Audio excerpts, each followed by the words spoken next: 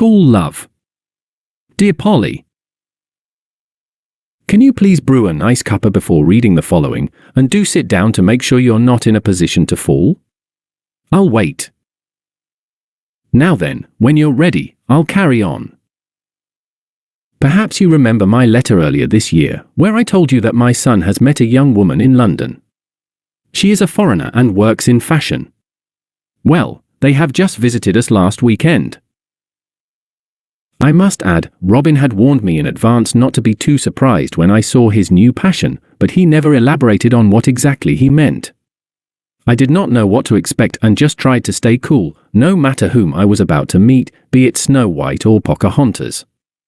It didn't work terribly well, however. When they came over, I almost fainted.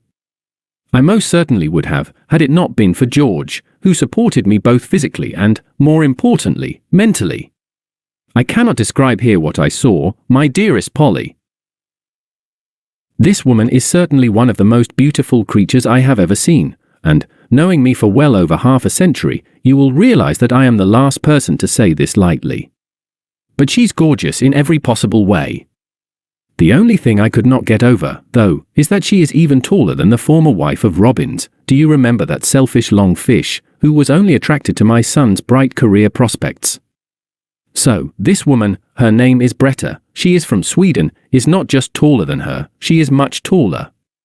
You will not believe me if I say that her legs alone are as tall as my whole height.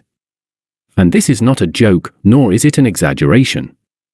I did ask her, and she told me that she stood 7 feet and 11.5 inches tall. I am sure she is the tallest on earth. If you're enjoying the story, or even if you're not, please like or dislike it, share, and leave a comment. Positive or negative, they are all welcome. And do visit my page on Patreon, where you'll find new stories as well as the familiar ones.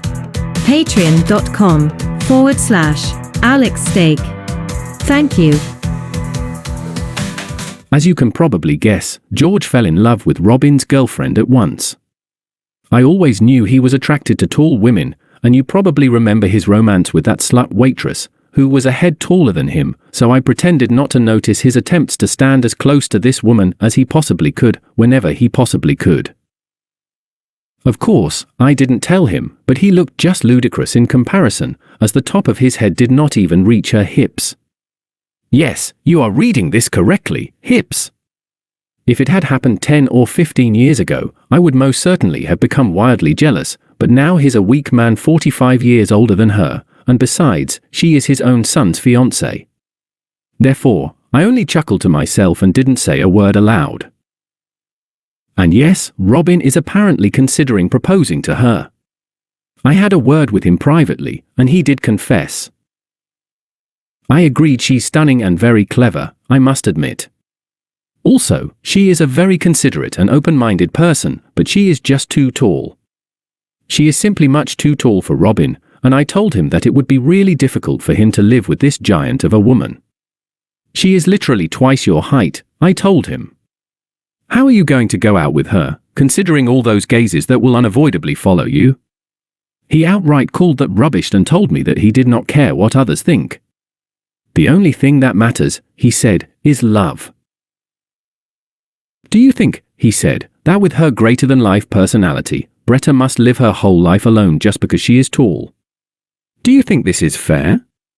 Yes, he told me, she is unusually tall, but I love her, and she loves me, and we are happy together, and therefore we will make the best couple in the world. And you know, Polly, apart from their height difference, they surely would. I could not argue, so I just gave him my blessing. And so did George. They have not planned their wedding yet. As a matter of fact, Robin has not even proposed to Bretta, but my intuition tells me that you and I should start preparing for the occasion. With this good news, my dear Polly, this letter is coming to an end. Come and see us here as soon as you can, our door is always open for a good old friend.